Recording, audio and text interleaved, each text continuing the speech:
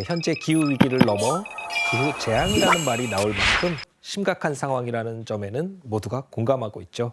교수님, 대체 지금 지구가 어느 상태인 거예요? 지금의 지구를 사람으로 비유하면은 말기 암 환자다 이렇게 이제 생각할 수 있죠. 말기암? 왜? 그것도 온몸 곳곳에 암세포가 다 전이된 그런 상태로 봐야 됩니다.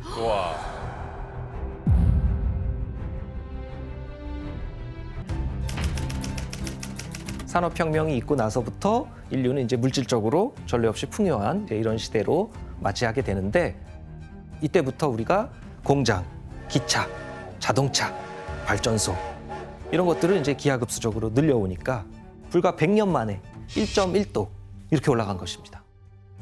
이렇게 급격하게 올라간 이런 거는 지구 역사상 유례가 없는 그런 일이죠. 최근 200년에 너무 급격한데요? 네. 그러니까 저만큼 0점 몇 했는데도 뭔가 이상 변화들이 생기는데 지금 1.1도가 이렇게 올라간다면 굉장히 심각하게 뭔가가 변화가 오겠네요. 맞습니다. 지구 전체 평균 온도, 더군다나 기후에서 이 1.1도가 올랐다는 거는 아주 심각한 문제라는 거고요. 여러분들 그 히로시마에 투하됐던 원자폭탄 아시죠? 네. 예, 그 원자폭탄 하나 떨어졌을 때 아주 큰 피해를 입었잖아요. 네. 그런데 지난 수십 년 동안 이 지구에는 그 히로시마에 투하됐던 그런 원자폭탄 같은 규모의 폭탄이 1초에 4개씩 터지는 그 정도의 열 에너지가 매년 흡수가 되고 있는 겁니다. 네 개씩이요? 예. 그만큼 많은 열 에너지가 지구에 축적이 되니까 지구 전체에서 온도가 올라갔죠. 그 온도가 이제 바로 1.1도 올라갔다는 겁니다. 그 더 심각한 문제는 지구 온도가 상상 이상으로 급격하게 빠른 속도로 이렇게 올라가고 있는데 지금은 그거보다 하나 더 많은 1초에 5개씩 터지는 1초에 5개씩 터지는 그 정도 수준의 에너지가 지구 전체에 흡수가 되고 있는 것이죠.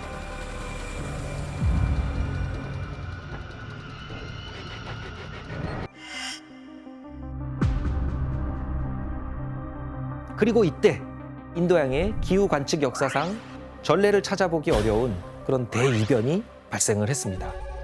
바로 인도양의 이 동쪽하고 서쪽 사이에 온도 차이가 무려 2도까지 이렇게 올라가게 됩니다. 뭐지? 근데 저희는 사실 예. 체감상 2도는 별거 아닌 거라고 느껴지는데. 이 바닷물의 수온이 이게 온도가 쉽게 변하지 않는 것이고 이게 상당히 거대한 영역이기 때문에 여기에 수온이 바뀐다는 거는 엄청난 열이 거기에 공급이 됐거나 또는 엄청난 열이 빠져나갔거나 이런 거대한 열의 변화를 말합니다. 규모가 다르구나.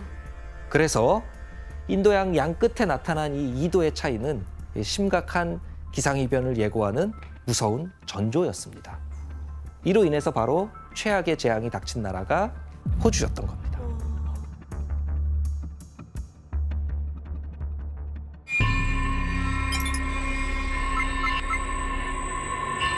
Please stand by. What's the location of your emergency? They're on the driveway, but there's fires broken out up closer to the house.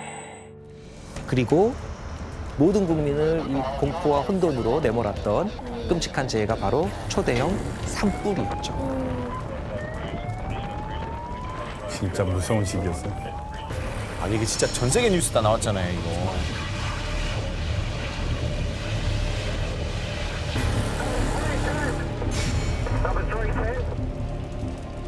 진짜 저렇게 새빨갈 수가 어떻게 있나? 들어가 거기? 근데 저것도 기후에 또 안 좋은 거 아니에요? 저렇게 막 타고 저러는 것도? 그렇죠. 왜냐면 이제 어차피 나무가 타면서 거기서 이제 그 보관됐던 이산화탄소 또 배출되니까.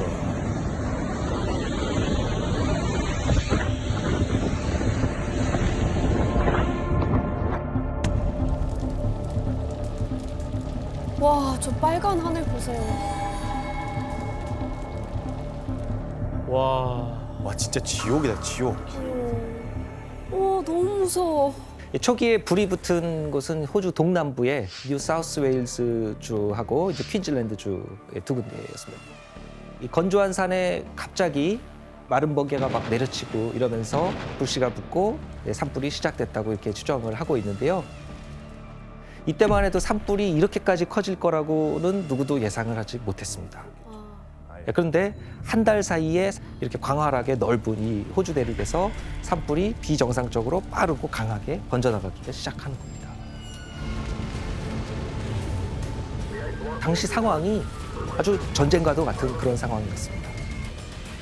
그래서 뉴 사우스 웨일즈 주 정부에서 이 산불 진화를 위해서 연 인원 25만 명 이렇게 투입을 하고 소방 차량 700대와 항공기 100대 이상 이렇게 동원을 해서 화재 진압을 시도하는데요.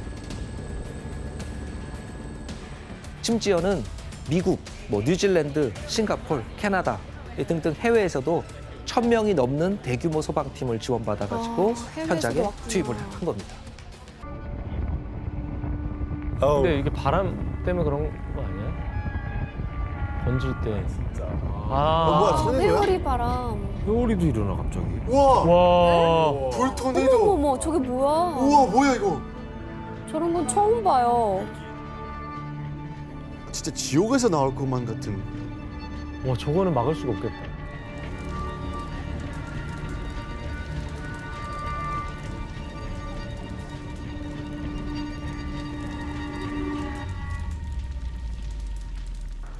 아니 근데 저거는 예. 어떻게 하면 저렇게 생기는 거죠? 예, 이거는 이제 화염 토네이도, 파이어 데블 이렇게 부르는, 즉 불의 악마라고 부르는 그런 현상인데요. 대체 화재 지역에 왜 이런 현상이 발생하는 걸까? 이 산불이 일어나면은 불이 워낙 뜨거우니까 대기를 가열하죠, 공기를. 네. 그렇죠. 가열을 하니까 뜨거워진 공기는 가벼워요. 가벼우니까 하늘로 위로 이렇게 치솟는 거죠. 이렇게 공기가 치솟으면은 주변에 있던 공기들이 빨려 들어가야 되니까 이렇게 빨려 들어가면서 여기 회오리가 이렇게 만들어지는 겁니다. 산불의 불꽃과 재를 막 흡수하면서 수십에서 수백 미터에 이르는 수백 미터? 수백 미터까지도 되는 그런 거대한 불 회오리를 이렇게 만들어내는 겁니다. 수백 미터, 웬만한 고층 건물. 그러니까요. 예. 전 실제로 처음 보면 봤어. 얼마나 무서울 건데요, 예. 진짜. 그리고 이 화염 토네이도는 풍속, 여기 부는 바람이 최대 시속 200km, 200km? 미터, 200km? 중심부 온도는 1000도 이렇게까지 올라가기 때문에 이 산불 피해를 더 키우고 화재 진압도 아주 어렵게 그렇게 만들었습니다. 2020년 1월 중순에는 또다시 호주를 대혼란에 빠뜨리는 그런 일이 발생하게 됐습니다. 또 하나가 뭐죠? 또 있었어요? 또 있었어. 산불이 또 이러는 건 아니죠? 예. 몇 달째 이어진 최악의 산불로 큰 피해를 입은 호주 남동부 지역에 갑자기 우박이 쏟아졌고 거대한 먼지 폭풍까지 발생했습니다. 너무 이상한데요? 이게 믿기지 않는 일이 벌어지는 거죠. 이게 무슨 일이지? 뭐야 이거? 아니 뭐야 이게. 소리 들어봐, 소리. 저거 맞으면 큰일 날 것 같은데요? 크기를 보세요.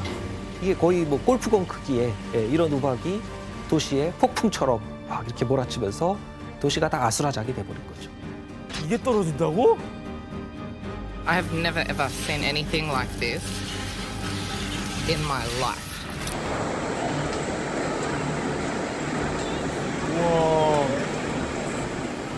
자동차가 완전 유리가 다 깨졌네요. 큰 피해를 봤죠. 피할 곳이 없네, 진짜.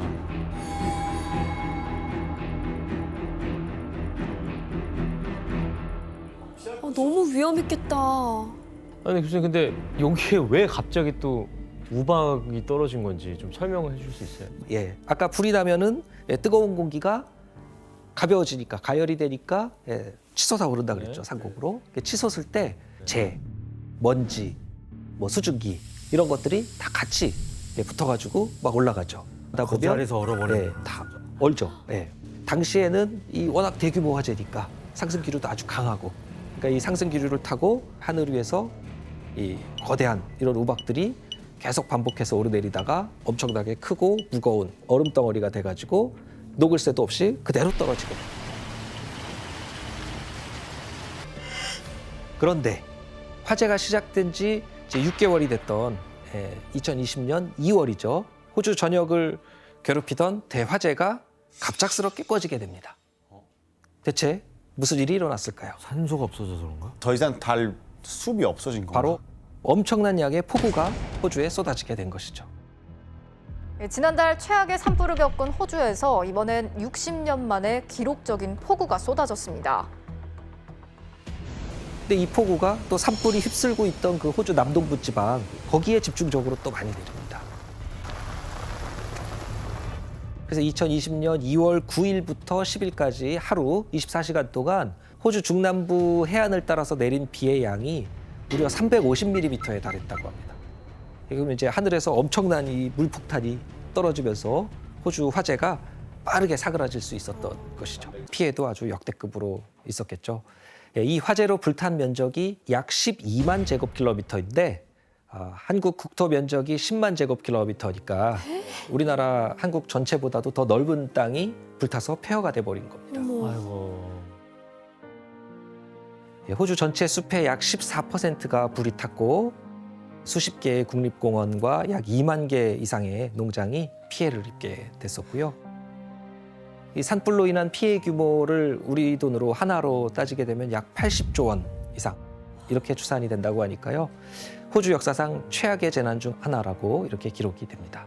진짜 무서운 이야기는 이제부터 시작입니다. 지금 이 지도에서 보시는 것처럼 인도양 말고도 지구에는 4개의 대양이 더 있죠.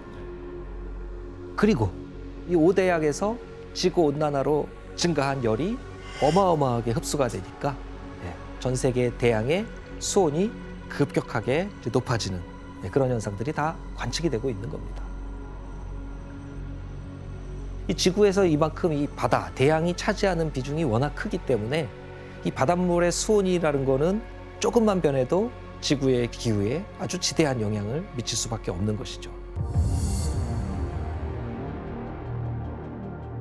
My administration is also closely monitoring Hurricane Marco and Tropical Storm Laura.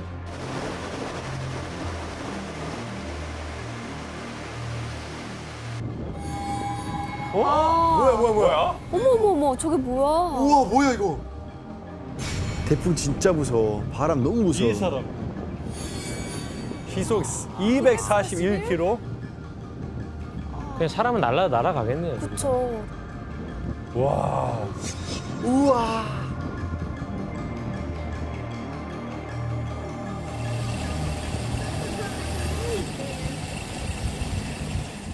로라가 미국 남부 루이지애나주하고 텍사스주를 강타를 하면서 무려 50만 명의 미국인이 피난을 가야 됐었고 80만 가구의 정전이 일어나면서 대규모 재해로 이어지게 됐습니다. 그래, 이렇게 된다고 전쟁터처럼 진짜.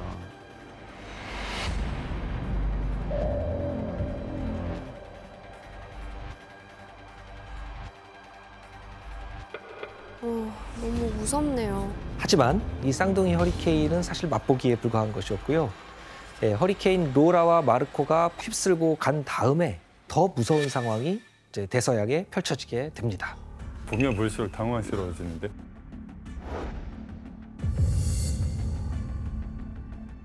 뭐야? 잠깐만. 5개요? 너무 많은데?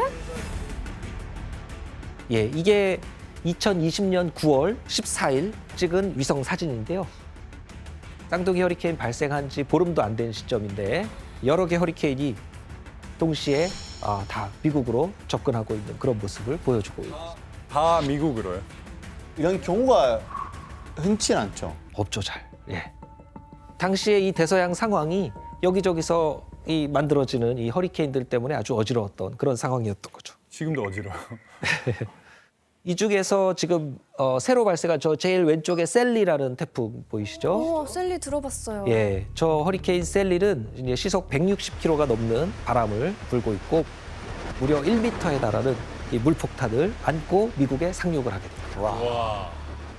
그러니까 이 4개월 만에 내려야 될 비가 4시간 만에 4시간 만에 쏟아지니까 미국 남동부 그 플로리다주, 엘리바마주 이런 데는 다 쑥대밭이 돼버린 것이죠.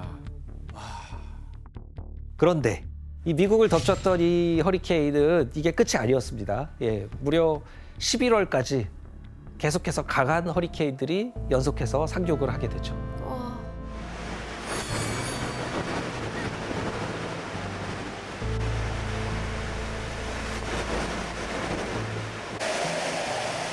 I don't know what the heck was it. Then I went out, then I see it fell on the top of my house. 그래서 2020년 대서양에서 발생한 열대성 저기압 수가 미국 관측사상 신기록을 세우게 되고요. 그러면서 사람들이 이런 전례 없는 일들이 자꾸 벌어지니까 기후 위기가 직면했다. 이렇게 이제 실감할 수가 있었죠.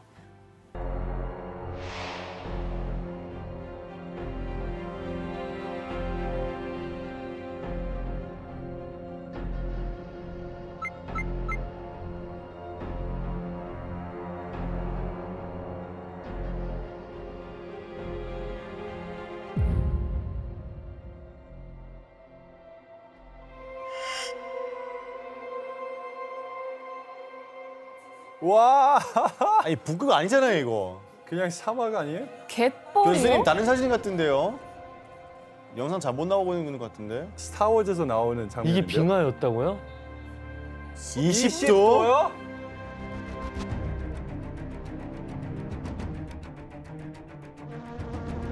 목이 있다고?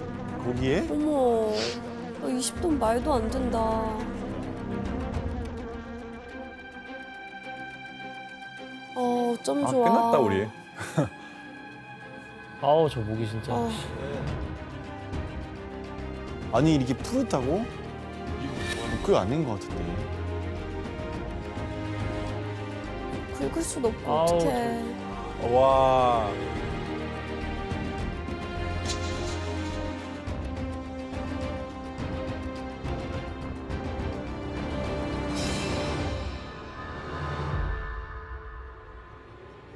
최근에 이제 이런 현상이 두드러지고 있는 곳이 지구 최대의 얼음 섬이라고 할 수 있는 아까 그 그린란드인데요.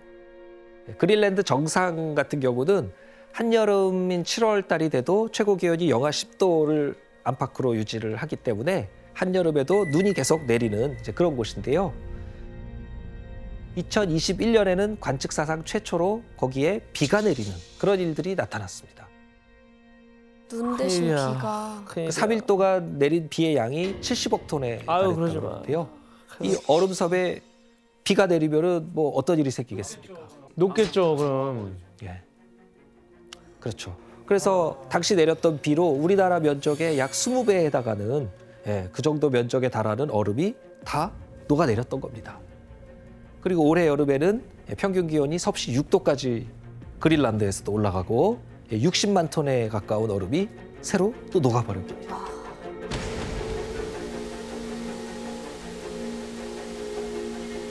이 지구에 이렇게 내려쬐고 있는 이 태양열을 반사하는 역할을 일종의 반사판 역할을 해주거든요. 하얗잖아요. 하얘니까.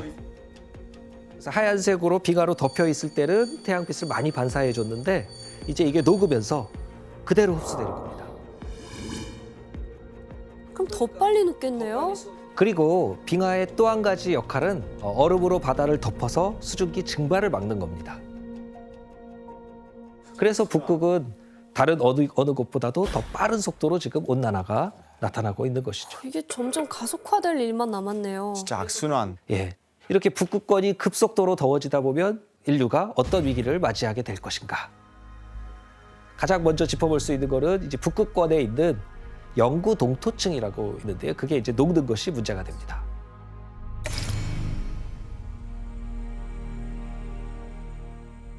영구 동토라 그러면은 계절이 바뀌어도 그러니까 즉 여름이 돼도 잘 녹지 않고 영하로 계속 유지가 되면서 계속 얼어 있는 땅이거든요. 이게 지구 전체 육지 면적의 14%나 차지하는 넓은 영역인데 그런데 현재 대기 중에 있는 그 탄소량의 2배가 넘는 1조 6천억 톤에 달하는 이 어마어마한 탄소가 영구 동토층 속에 저장이 돼 있다는 겁니다. 그러니까 이 영구 동토층이 녹으면 어떻게 되겠습니까? 탄소가 다 빠져나가겠네요? 그렇죠. 아니 안 돼. 네. 녹으면 안 돼요. 녹으면 안 되죠. 이게 지금 엄청난 이 탄소가 대기 중으로 다 나오게 되면 온실효과가 더 가속화되고 그러면 온난화는 더 빨라지는 그런 악순환을 가져올 수 있는 것이죠. 이 영구 동토는 그야말로 이 얼음 속에 있는 시한폭탄 같은 지금 그런 상황입니다.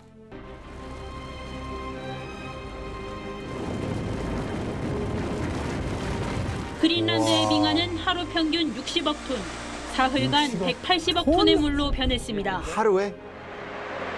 아유.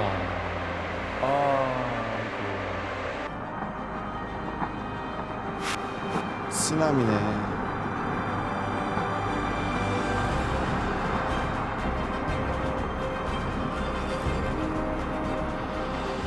1m 상승? 얼음의 절대량이 많은 이 남극의 빙하가 인류 종말을 결정하는 마지노선이다. 이렇게 이제 걱정을 하고 있는 것이죠.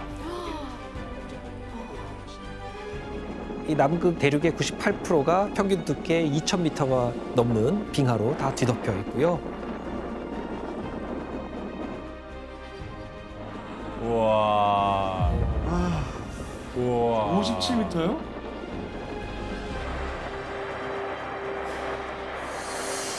지금 이 순간에도 남극 빙하가 녹아서 바다로 계속 흘러 들어가고 있는데요. 이 상황이 생각보다 아주 심각합니다. 그 나사에서 발표한 연구 결과를 보게 되면 2017년 한 해 동안에만 연간 2,520억 톤의 빙하가 여기서 사라졌다고 하는데요. 이거를 이제 올림픽 수영장으로 보면은 약 1,000만 개 이상 채울 수 있는 1,000만 개 이상이요. 올림픽 수영장 1,000만 개 이상을 채울 수 있는 엄청난 양의 물이 바다로 흘러 들어가고 있는 겁니다. 그리고 이 남극에는 종말의 방아쇠를 당기는 빙하가 있는데 과학자들이 이거를 운명의 날 빙하, Doomsday Glacier 막 이렇게 부릅니다. 뭐길래요? 정식 이름은 스웨이치 빙하.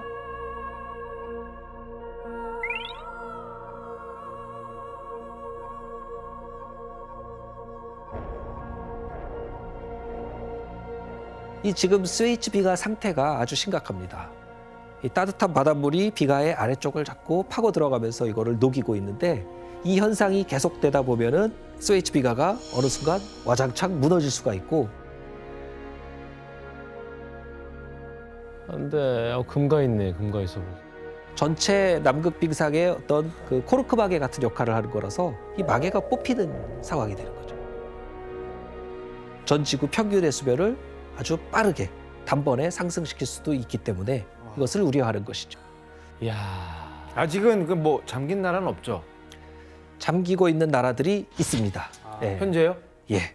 바로 남태평양에 있는 여러 섬나라들. 예를 들면 몰디브만 해도 맞아.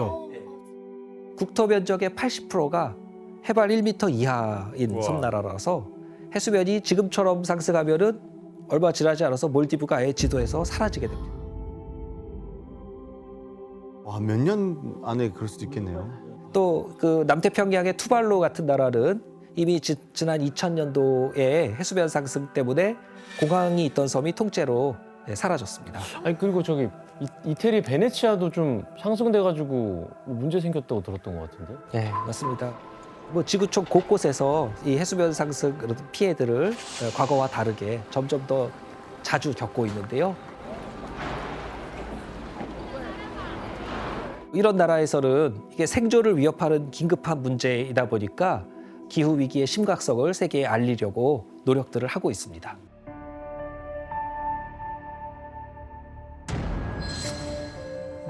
잠도거든요.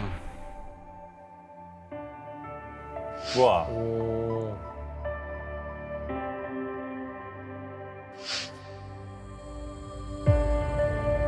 우와. 에? 전부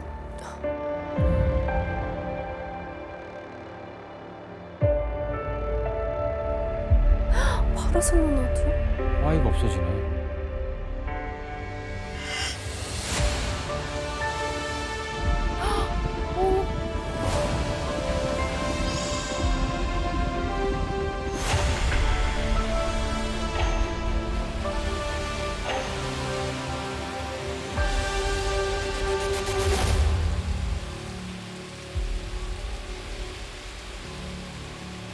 저렇게 된다는 거예요? 와, 부산이 이렇게 된다고?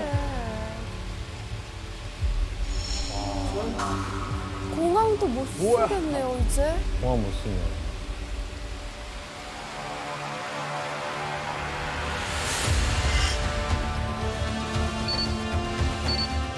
서해 쪽에.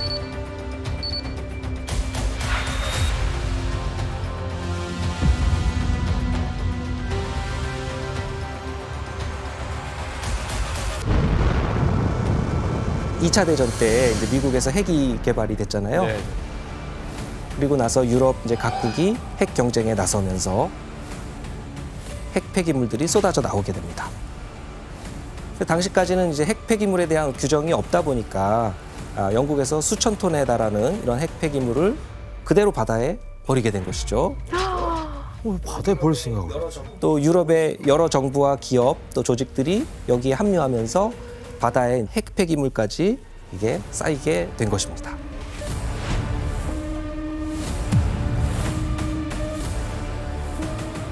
마이클 씨, 이때 바다에 버려진 게 핵 폐기물 말고 또 뭐가 있어요? 세계 전쟁이 끝난 다음에 이 남아있던 뭐 무기, 뭐 총, 탱 같은 거 엄청 많이 남아 있었잖아요. 결국에는 그냥 바다에 버리게 되었습니다. 그러니까 아일랜드 그리고 영국 딱 사이에 있는 보포트 다이키라는 곳이 있는데요. 영국에서만 100만 톤 버렸습니다. 100만 톤? 네, 그걸 상상할 수 없는 만큼이 있습니다. 100만 톤이면 와. 상상이 안 가네. 근데 교수님, 이렇게 쓰레기를 처리하는 방법이 뭐 메리트도 있고 여러 가지가 있을 텐데 왜 근데 바다에 버린 거예요? 예, 사실 과거에는 바다에 대한 이해가 정말 부족했습니다. 바다가 워낙 넓고 깊어서 그 연구하는 것이 쉽지 않았기 때문인데요. 모든 자연과학 중에서 가장 늦게 출발한 자연과학이 바로 해양학입니다. 예, 그래서 현재까지도 이제 과학자들은 인류가 어떤 면에서는 우주보다도 바다를 더 모른다고 이야기할 정도로 바다는 여전히 미지의 세계로 상당 부분 남겨둔 것이죠. 하지만 해양과학이 본격적으로 연구되면서 바다에 대한 놀라운 사실들이 하나둘씩 밝혀지기 시작했습니다. 대표적인 것이 바다가 지구온난화를 일으키는 탄소의 약 4분의 1 정도를 흡수하고 있다는 것이죠. 바다가 만약 이런 기능을 하지 않았다면 지구는 지금보다도 훨씬 더 뜨겁고 기후위기는 더 심각하게 인류를 위협했을 것입니다. 그리고 바다가 산소를 또 만들어내고 있습니다. 바다에서 산소가 나오죠. 전체 지구에서 아마존 열대우림이 만든 산소는 약 20% 정도에 달한다고 알려져 있습니다. 그렇다면 바다는 얼마만큼의 산소를 만들어낼까요? 80%네요. 40%? 절반 이상? 맞습니다. 네. 바다가 만들어내는 산소는 지구에 있는 산소의 최소 50% 이상이라고 추정되고 있습니다. 와. 지금 우리가 숨쉬는 이 산소의 반 이상은 바다에서? 바다에서부터 왔다. 할 때마다 바다에 되게 감사해야겠네요. 맞습니다. 아니 그럼 바다가 진짜 지구의 허파인 거네요. 그렇죠. 진정한 지구의 허파는 사실 바다였던 것이죠.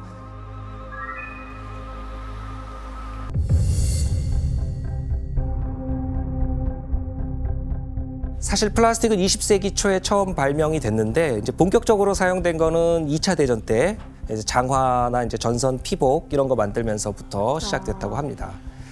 그 즈음부터 이제 비닐, 페트병 그리고 이제 음식 포장 등에 사용되는 다양한 플라스틱 재료들이 줄줄이 발명이 되면서 1950년대가 되면은 플라스틱 전성기에 이르게 되죠. Saran wrap. That's right. There's nothing like Saran wrap. It's the crystal clear plastic that lets you see everything you wrap. Band-Aid plastic strip. And the Band-Aid plastic strip never comes loose. 그 후에 이제 플라스틱 사용량은 엄청나게 늘어나갔는데요. 한 연구에 따르면 1950년대부터 2015년까지 약 70여 년 동안 생산됐던 플라스틱이 총 83억 톤이라고 합니다. 이게 얼마나 많은 양이냐면 현재 지구상에 있는 모든 인간과 가축 이런 동물들을 다 합한 총 질량이 약 40억 톤이거든요. 그러니까 플라스틱 생산량이 그거보다도 2배 이상 더 많은 것이죠. 그러니까 사실상 현재 지구가 플라스틱으로 덮여 있는 상태다라고 해도 과언이 아닐 정도인 겁니다.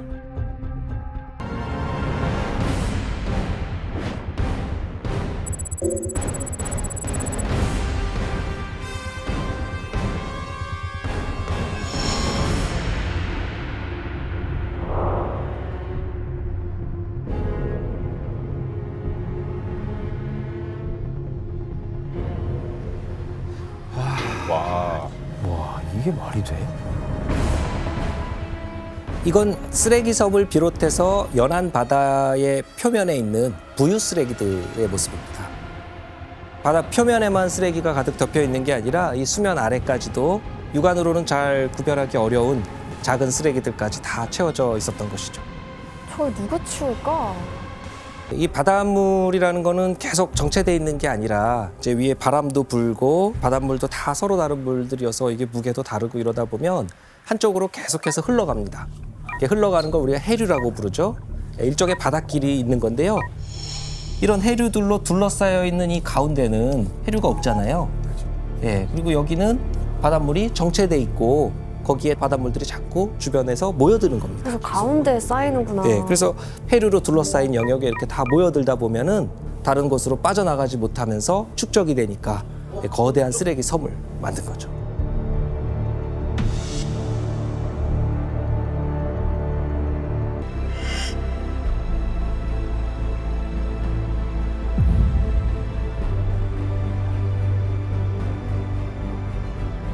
네, 그런데 이제 최근 이 쓰레기 섬에 새로운 문제가 또 발견됐습니다.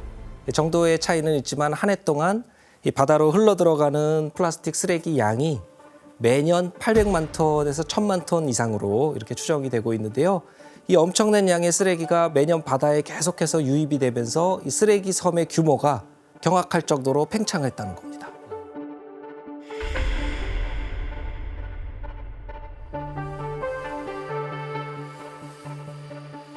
처음 발견됐을 당시는 이 쓰레기 섬이 우리 대한민국 정도 크기로 이렇게 추정이 됐었는데요.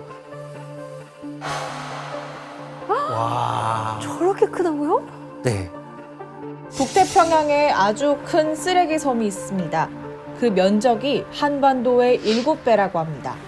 아, 악몽 같아요. 생각만 해도. 그게 2020년대에 들어서면서는 약 160만 제곱킬로미터, 그러니까 대한민국 영토의 16배 정도 될 정도로 이렇게 몸집을 많이 불린 겁니다. 우와. 거대 쓰레기 섬이 태평양에만 있는 게 아니라 전 세계 바다에 다 존재하고 있죠. 이 태평양의 쓰레기 섬처럼 다른 해류로 둘러싸인 5대양, 이곳 모두가 플라스틱 쓰레기의 핫스팟이 된 것입니다. 너무 심각한데요? 이제 깨끗한 바다가 없네요. 네, 심지어 인류의 손이 잘 닿기 어려운 심해까지도 이 쓰레기가 발견되고 있습니다. 심해까지. 지난 2021년도에 그 전 세계에서 가장 깊은 곳이라고 하는 이 마리아나 해구, 여기를 탐사한 적이 있었는데요. 이 곳에서도 쓰레기가 발견된 겁니다.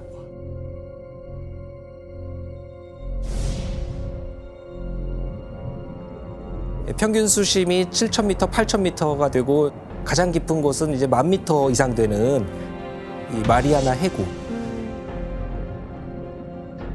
그렇게 깊게 들어가면 이 단단한 쇳덩이도 찌그러뜨릴 정도로 엄청난 수압, 압력이 작용을 합니다. 바다 참, 우와, 심해요다. 아, 맞아요. 거기 투명 생명체 되게 많잖아요.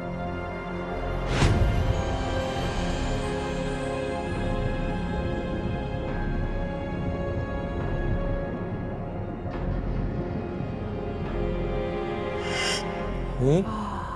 거기서도 이거 잡는다고? 와, 비극이다 진짜. 저거 이? 그 레디고잖아. 겨울왕국 풍선이 있었다고요?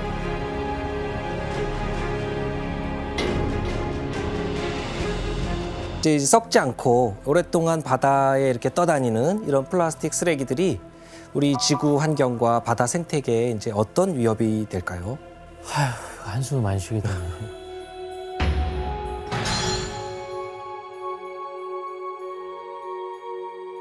거북이. 아, 너무 귀여워. 애기 거북이다. 아, 귀여워. 와, 열심히 간다, 열심히.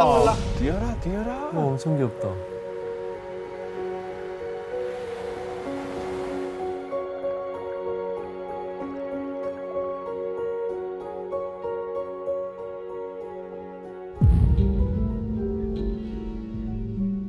왜 그래?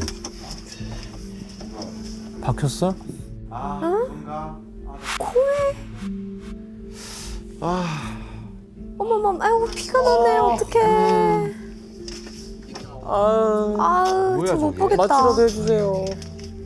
아, 어떡해, 피 나는 거 그지. 어떡해. 아, 나 저거 못 보겠어.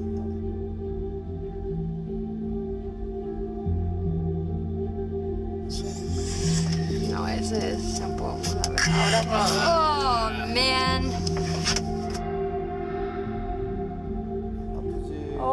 뭐야? 허우. 에? 뭐야 저게? 빨대? 어떻게 빨대가 거기 들어? 야, 이거는 진짜 너무 심각한데. 저기 또 어떻게 들어갔지? 네, 아이고 물개 이런 거예요. 네, 아니에요? 물개인데요.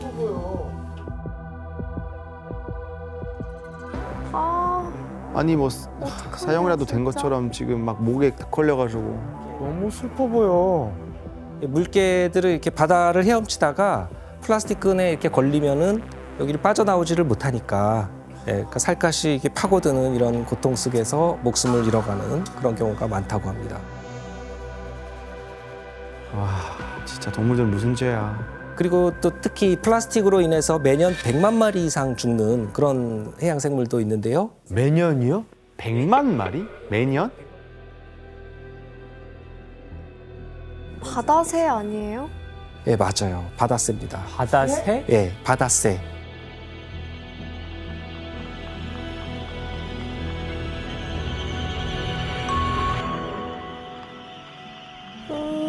너무 귀여운데.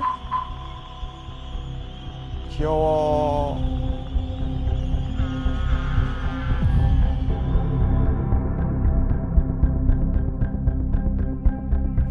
쓰레기. 왜 애기들 사는 곳에 쓰레기가 저렇게 많아? 우와. 어머 어떡해. 예, 새들이 이렇게 플라스틱을 먹다가 기도가 막혀서 죽거나 또는 위장이 플라스틱으로 꽉 차서 영양실조로 굶어 죽기도 합니다.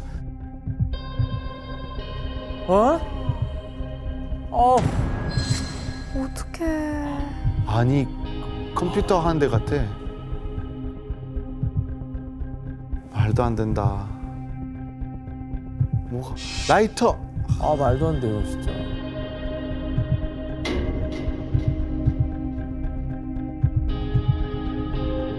독성 물질 때문에 온몸이 마비돼서 죽는 경우도 있고요. 진짜 쓰레기장 됐다.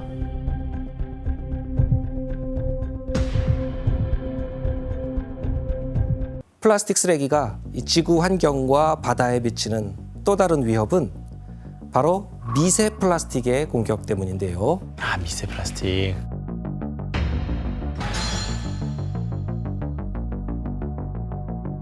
플라스틱은 오랜 시간 바다를 떠돌면서 파도나 암초 등에 의해 부딪혀서 잘게 쪼개지게 되는데요.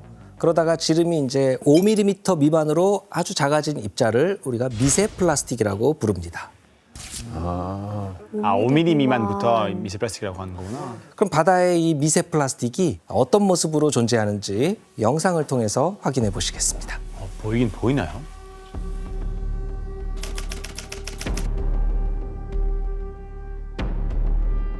거품 같은데요? 저거. 아, 저 작은 쓰레기들이구나. 아, 다 부서져 나온 플라스틱인가 보다. 아니 저거 안 없어질 것 같은데? 아, 이거 쓰레기 잡고 있는 거구나, 이거.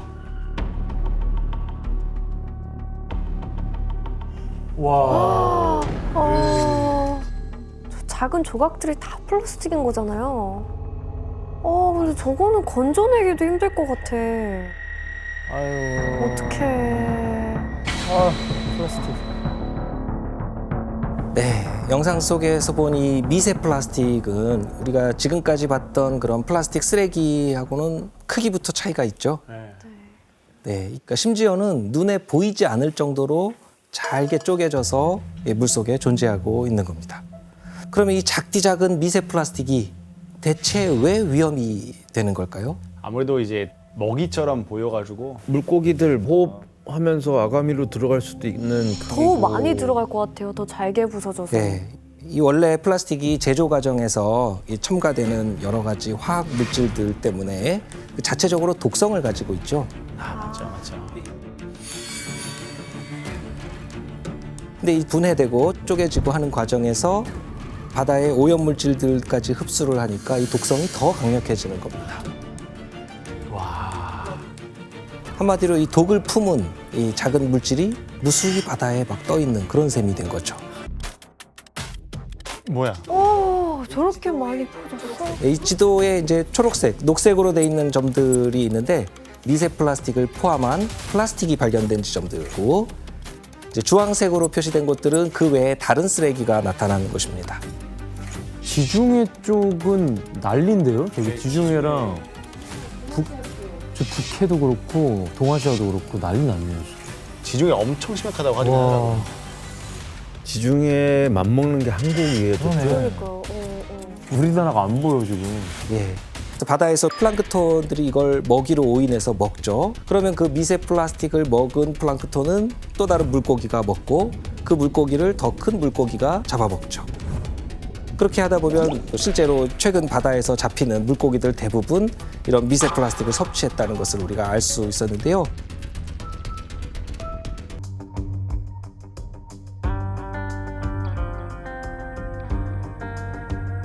와, 그게 플라스틱이에요?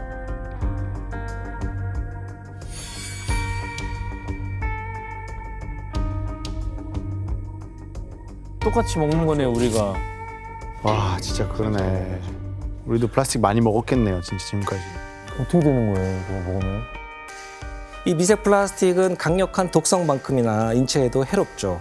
워낙 작기 때문에 이 위장의 세포를 통해서도 몸에 흡수가 될 수가 있죠.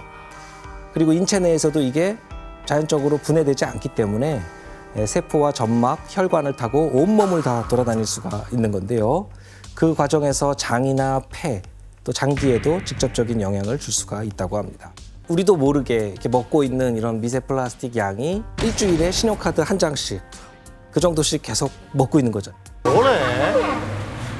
예, 고래가 이 지방과 단백질이 많다 보니까 숨을 쉴 때마다 몸속에 탄소를 많이 저장합니다. 거대한 덩치와 이 긴 수명 때문에 고래 몸 자체가 하나의 거대한 탄소 저장고가 되는 그런 것이죠. 일반적으로 고래 한 마리가 평생 흡수하는 이산화탄소는 무려 33톤이라고 하는 보고가 있는데요. 13톤? 예, 고래가 나무보다도 훨씬 더 많은 이산화탄소를 흡수하는 셈입니다. 오, 지구 환경 지킴이네요. 그럼 고래를 좀 많이 번식하게 해야겠는데요. 네. 이렇게 이산화탄소를 이제 몸에 저장한 이런 고래가 죽고 나면은 바다 저 밑바닥에 가라앉습니다. 그래서 탄소가 수백 년 이상 바다 밖으로 배출될 일이 없도록 하는 것이죠. 한마디로 고래는 이 존재 자체만으로도 지구 온난화와 바다 수온을 감소시키는 온도 지킴이 역할을 하는 귀한 동물인 것이죠. 전 세계 고래 숫자가 지난 100여 년 사이에 급격하게 감소를 했습니다. 그러지 마. 약 100년 전까지만 해도 고래의 개체 수는 무려 400에서 500만 마리에 달했었는데, 이 정도 숫자면 한 해에 약 2억 2천만 톤의 탄소를 흡수해서 해저로 운반해주는 역할을 하는 겁니다. 이거는 현재 한국이 연간 온실가스 배출하고 있는 양의 약 3분의 1 정도에 해당하는 엄청난 양이죠. 하지만 고래는 현재 그 숫자가 감소하면서 2019년 기준으로 약 130만 마리 정도가 있다고 추산되고 있습니다.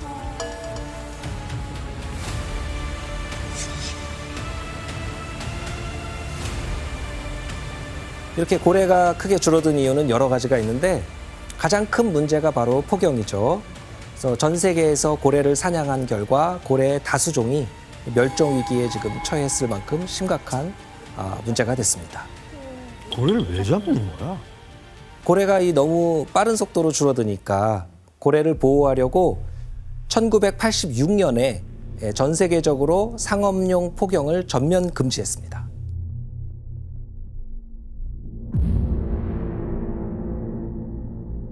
일본이 상업적인 목적의 고래잡이를 재개하면서 개체 수가 급격하게 줄어든 일부 고래종들이 멸종 위기에 처할 거라는 우려가 높아지고 있습니다.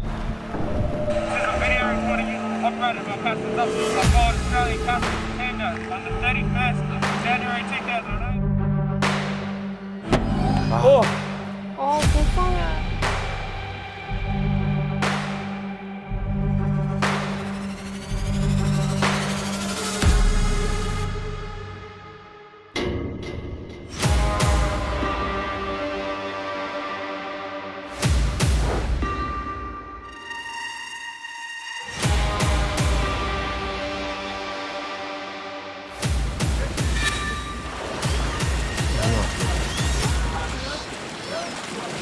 여기는 유럽인데 정통적으로 하는 곳이거든요. 정통은 백불 정통이야.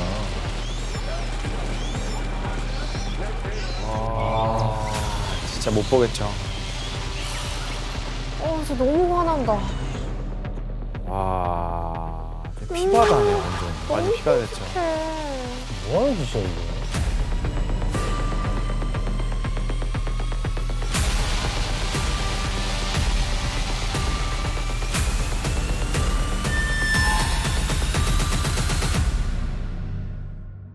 이렇게 폭염으로 크게 줄어든 고래는 바다의 수온이 상승하면서 개체수가 더 감소하고 있습니다.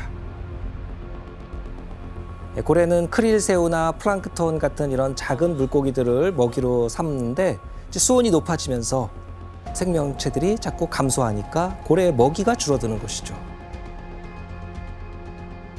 그리고 이때 고래들이 먹이를 찾아서 육지 인근에 몰려들기도 하는데요. 문제는 육지 인근 바다에는 여러 가지 해양 쓰레기들이 많이 떠다닌다는 겁니다. 그래서 그 결과 온갖 어업 쓰레기에 걸리거나 또 플라스틱 쓰레기를 먹게 되고 죽음을 맞이하게 된 것이죠. 너무 불쌍해. 한 연구에 따르면 이 해양 열파가 발생했던 2015년에 이런 식으로 피해를 입은 고래가 무려 550% 증가했다고 합니다. 5배 이상 증가한 것이죠. 바다가 파괴되며 바다의 생물들이 빠른 속도로 사라지고 있다는 것이죠. 생명이 사라진 바다는 결국 사람이 살 수 없을 정도로 지구 환경이 망가진다는 것을 의미합니다. 2023년, 지금 이대로 바다를 방치하면 인류는 다시 돌이킬 수 없는 끔찍한 결말을 맞게 될 겁니다. 만약에 여러분은 인류가 멸망한다고 하면은 무엇으로 멸망할 수 있을까 이렇게 생각을 하십니까? 핵 핵무기 아닐까요? 바이러스 아닐까요? 저번에 바이러스? 진짜 아. 바이러스 때문에 난리 났는데요. 그러네요. 코로나 같은. 대표적으로 나오는 것들이 AI의 공격, 치명적인 맞아. 바이러스의 전파, 기후 위기, 그리고 여기에 이제 여러 전문가들이 인류의 멸망 시나리오를 이야기할 때 절대 빠지지 않는 것이 한 가지 있습니다. 그게 이제 우리가 흔히 화산 폭발로 얘기하는 화산 분화입니다. 실제로 화산 분화는 히로시마 원자 폭탄의 16만 배에 이를 정도의 가공할 만한 폭발력을 가지고 있습니다. 16만 배? 그런데 최근 세계 곳곳에서 심상치 않은 화산 분화에 관련된 일들이 벌어지고 있습니다. 예, 기사에 무슨 쓴것 일인지 영상을 통해서 확인해 보도록 하겠습니다. 피지? 오! 통통과 화산. 와, 나 CG 같아, CG 이거. 우와. 위성에서 저렇게 관찰이 돼요? 여의도 면적이 없어졌대요. 말도 안 돼. 일본 기상청은 사쿠라지마의 분화 경보를 최고 경보인 바로 5단계 작년이네요. 진짜 많죠. 어젯밤부터 인근 주민들을 긴급 대피시켰습니다. 킬라우에어 화산이 분화를 시작했다고 미국 지질조사국이 밝혔습니다. 높이 2,462m의 마연 화산이 용암을 쏟아내기 시작했습니다. 이게 실제 영상이죠?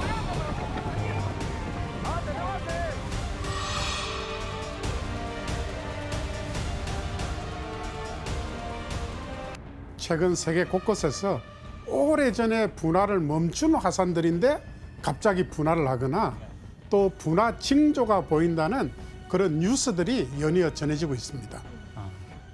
그렇다면 현재 지구상에 분화 위험이 있는 화산은 몇 개나 될까요? 아니 일본만 해도 110개라고 했으니까 지금. 한 1000개 되려나? 그러니까 지구 전체에 분화 위험이 있는 활라산은 1,500개 정도로 지금 파악이 되어 있습니다. 활화산은. 그런데 우리가 활라산 가운데 한반도의 백두산이 그 분화 가능성을 두고 전 세계의 이목을 끌고 있습니다. 오, 맞아요. 무슨 루머 돌았어요. 백두산 맞아요. 계속 나오고 있어요. 그렇다면 우리는 이런 활라산들 가운데서 과연 안전할 수 있을까요? 크기나 그다음에 분화되는 속도, 지속되는 시간의 범위가 굉장히 크기 때문에 크기를 분류하기 위한 척도가 필요합니다. 그래서 화산 폭발 지수 VEI라는 걸 정해가지고 화산재가 뿜어져 나온 부피, 그 구름 높이가 어느 정도 되는지 거기에 따라서 0에서 8까지 9단계로 이렇게 분류를 하고 있습니다. 그래서 여기서 이제 등급이 하나 올라감에 따라서 폭발력은 10배로 바뀝니다. 높이 2,750m인 한반도에서 가장 높은 산인 백두산은 그 분화 가능성을 주고 지금 전 세계가 주목하고 있는 활라산입니다. 맞아. 왜냐하면 946년 11월부터 947년 2월에 벌어졌다고 추정되는 대규모의 분화가 있었습니다. 역사 이래 전 세계에서 가장 큰 규모로 분화해서 특별히 천년 분화, 국제화산학회에서 밀레니엄 이랍션이라는 사건으로 부를 정도로 아주 강력한 폭발성 분화가 있었습니다. 모든 나라 다 통틀어서 백두산이 제일 큰. 그렇습니다. 밀레니엄 분화는 화산 폭발 지수 7로 추정이 됩니다.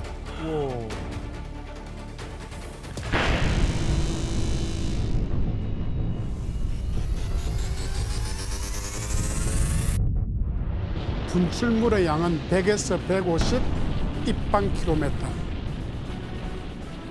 이것은 앞에서 우리가 이야기한 폼페이 최후의 날을 맞이한 당시 분출량보다는 50배 이상 많은 양입니다. 만약에 활라산인 백두산이 지금 분화한다면 어떤 일이 벌어질까요?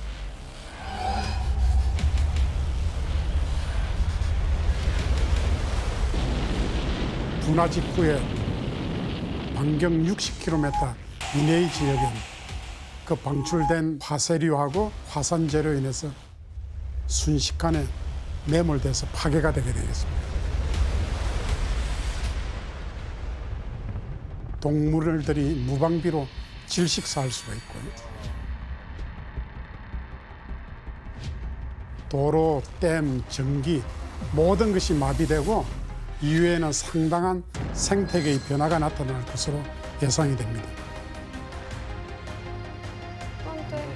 선생님 죄송한데 왜 이렇게 그렇게 대규모 분화라고 확신하시는 거예요? 저희 되게 불안하거든요. 그렇죠. 그렇게 말하는 과학적인 근거는 백두산의 지하에 마그마가 저장되어 있는 마그마방이 4개의 층이 있습니다. 와, 방이 너무 많아. 산이 날아가겠는데요, 저 정도면? 거기다가 물이 대기하고 있네요. 어서 오세요. 20억 톤의 물이. 그렇습니다. 이제 가정은 마그마방 4개가 다 활성화돼 가지고 여기 있는 마그마들이 천지 내로 나오는 거죠. 네.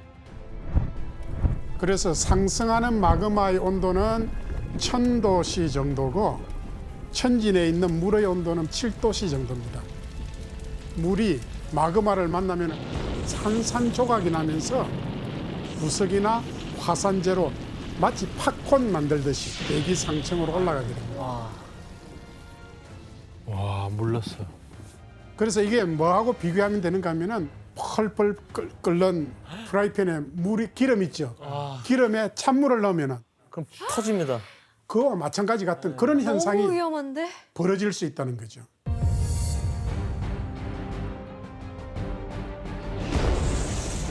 어우, 진짜 산탄총 같은데? 폭탄이네. 와, 저 날아가. 산탄이야말로 뭐 거의 뭐 폭탄 아니에요. 와, 저거 맞으면 가겠네. 와 날라온다. 와. 아이고야. 와. 노트를 덮쳤어요? 백두산 분화 시 발생할 수 있는 또 다른 피해는 어떤 것이 있을까요? 또 있어요? 예, 바로 화산재로 인한 피해가 어마어마할 거라는 겁니다. 백두산 분화 시 만들어진 화산재 구름은 계절풍과 제트 기류를 타고 이동하다가 가까운 곳에서부터 지면으로 낙하해서 쌓일 것입니다. 그로 인해서 백두산 동쪽의 북한의 양강도, 한경남도, 한경북도 지역에선 화산재가 소나기 비처럼 내리게 되고 일본을 지나 태평양에도 떨어질 수가 있습니다. 한반도 주변 백두산 있는 장소에 북풍이나 북동풍이 발달해가지고 이렇게 내려오면은 계절에 관계없이 이 남쪽으로 화산재가 올 수도 있습니다.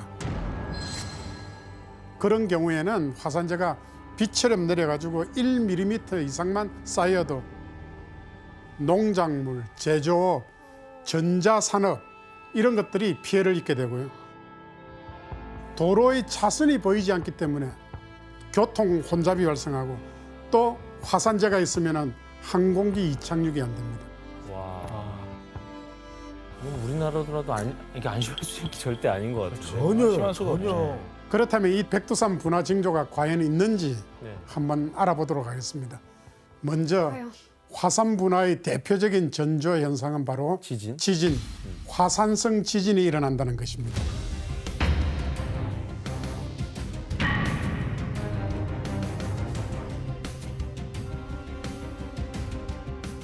이 지진은 왜 발생하는가 하면은 화산 주변의 지하에 마그마가 이동하는 통로로 되는 곳이 있는데 밑에 마그마가 점점점 올라와서 상승해서 그 상부로 압력을 가하게 되면은 그 마그마가 지상에 가까워질수록 기체로 바뀌면서 부피가 증가합니다. 수천 배로.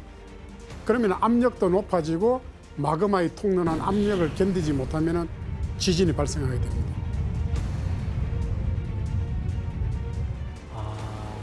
그런데 주목할 만한 사실은 백두산에서 화산성 지진 활동이 급증했었다는 사실입니다. 언제요? 그 사실을 그래프를 한번 확인해 보도록 하겠습니다. 2002년 6월 달까지는 지진이 아주 낮은 수준이었는데 그 이후에 갑자기 이렇게 급증하기 시작했습니다. 무슨 일이야? 2002년 이후에 백두산에서 발생한 지진 횟수가 월 240회에 이를 정도로 아주 빈번했습니다. 전조 증상인가? 예, 전조 현상으로 우리가 화산 위기 또는 화산 불안정이다 이렇게 이야기를 했습니다.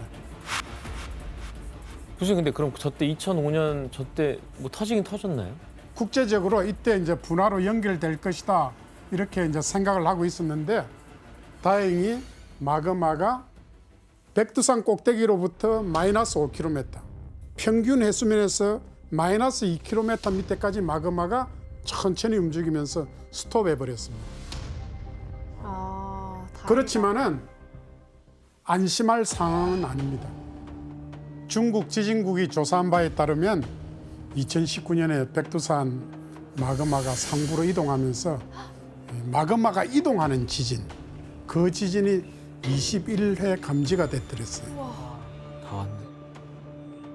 또 한 가지 주목할 것은 백두산에서 천지 주변 온천의 수온 상승과 주변 지형의 변화가 감지되고 있다는 것입니다.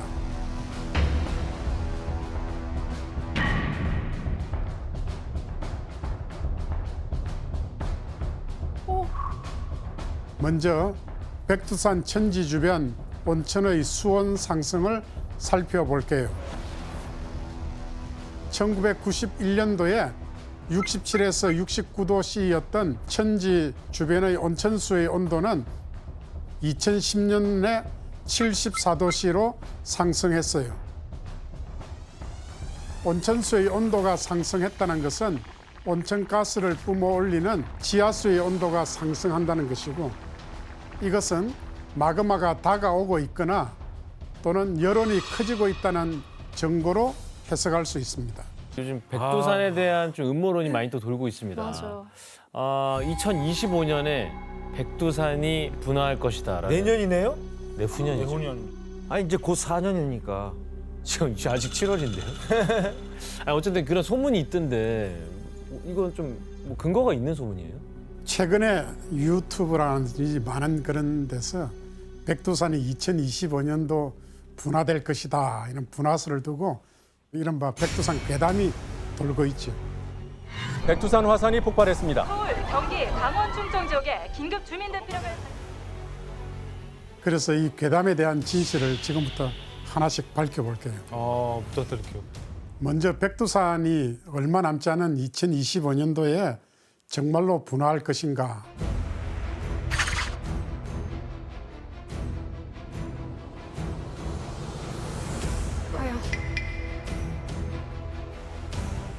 먼저 백두산이 얼마 남지 않은 2025년도에 정말로 분화할 것인가?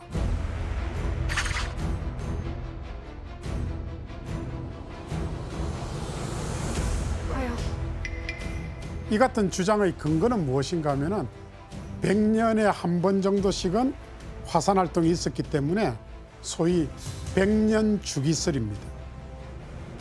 표를 통해 분화 역사를 한번 살펴보도록 하겠습니다. 백두산은 1000년대에 7차례, 1400년대에 5차례, 1600년대에 3차례 등 900년대부터 1900년대까지는 꾸준히 한두 차례 이상씩 분화하고 있다는 사실을 알 수 있습니다. 100년도 안 돼서 그 전에 있었네요. 1925년이면. 예, 그렇습니다. 1925년도에 마지막 분화가 있었기 때문에 거기다가 플러스 100년을 더하면은 2025년도에 분화가 있어야 된다. 이렇게 이제 설명을 하는 거죠. 우리 화산특화연구센터에서 모니터링한 바에 따르면 2020년 12월부터 2022년 6월까지 화산성 지진이 한 해 100회 이상 기록이 됐어요. 더 왔네요. 하지만 2022년 6월 이후에 지진 활동도는 예년 수준으로 다시 원상복귀가 됐습니다. 그래서 백두산은 분화는 가능하지만은 현재 데이터상으로 2025년도에 분화할 것이다. 특정 시기를 확인하는 것은 힘들다. 이렇게 이해를 하시면 되겠습니다. 진짜 알 수가 없네. 그 북한이 핵실험을 계속 하고 있잖아요. 그게 또 이 백두산 화산과 연관이 있을 수 있다는 말이 있는데 과연 북한의 핵실험이 백두산 분화에 영향을 미칠 것인가?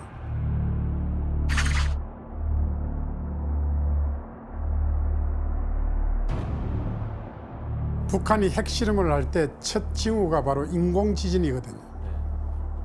1차 핵실험 당시에 규모 3.9의 인공지진이 실험이 거듭될수록 규모가 점점 커져갔습니다.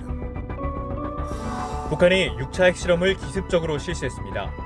1차 핵실험과 비교해 50배 이상의 폭발력입니다. 실제로 2017년 9월 북한이 6차 핵실험을 벌인 뒤에 규모 2.4에서 2.9의 여진이 풍계리 지역에서 잇따라 발생하기도 했습니다. 뭐야, 자극이 될 수 있다니까요? 그럴 수 있겠다. 그런데 백두산이 분화하려고 하면은 백두산 밑에 마그마가 저장된 마그마 방을 자극을 해야 되는데 풍계리와 백두산은 120km 떨어져 있습니다. 그래서 지진 규모 7.0 이상의 아주 강력한 지진이 필요합니다. 하지만 핵실험으로 발생하는 인공지진은 규모 7.0의 지진을 만들기가 현실적으로 어렵습니다. 그래서 그럼 결국에는 뭐 신빙성 없는 얘기네요. 네, 그렇습니다. 루머가 너무 많다.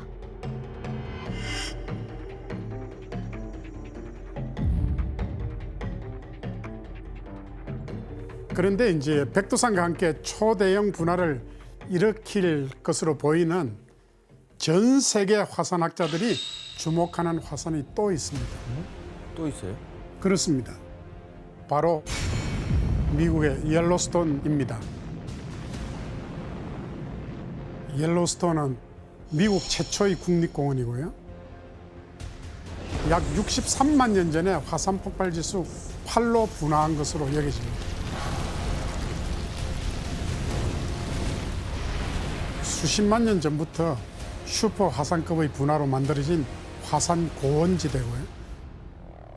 그 당시에 폭발로 인해 가지고 지름이 70km에 달하는 현재의 칼데라 호수가 만들어졌고요.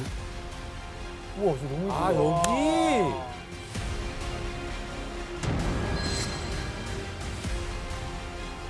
그런데 최근 수십 년 동안 옐로스톤 주변의 땅 밑의 온도가 상승했고 옐로스톤 분화 가능성이 점쳐지고 있습니다.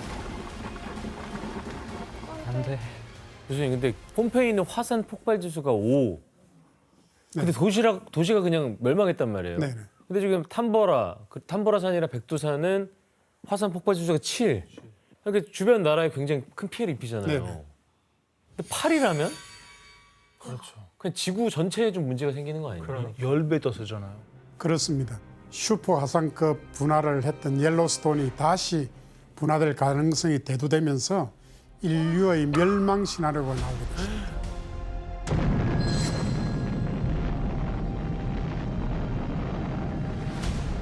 옐로스톤이 폭발할 경우 히로시마에 투하된 원자폭탄 5,500만 개를 터뜨리는 것과 같은 위력을 발생할 것으로 추정했는데 이때 분화 1시간 만에 1억 톤의 화산 자갈과 가스를 분출할 수 있습니다. 그렇게 되면 반경 100km 이내에 있는 모든 생명체가 순간적으로 사라지는 걸로 의미합니다. 그리고 일주일 이내에 화산재가 유럽 대륙에 도착하고 미국 토지의 75%가 화산재에 뒤덮일 것이다. 그렇게 큰데? 결국 지구의 연평균 기온이 12도씩 내려가서 한랭한 기후가 몇 년 동안 지속될 것으로 내다봤습니다. 빙하기야. 리셋이네, 리셋. 그렇다면 슈퍼 화산이 분화할지도 모를 가능성을 두고 우리는 어떻게 해야 할까요? 무슨 대비를 해야 되지? 사실은 이제 예측 시나리오에 불과한데 언제 어떻게 슈퍼 화산이 분화될지는 아무도 모릅니다. 그럼에도 불구하고 그 피해를 최소화하기 위해서 지속적으로 관심을 가지고 그 화산체를 모니터링해서 노력하는 것이 중요하다고 생각합니다.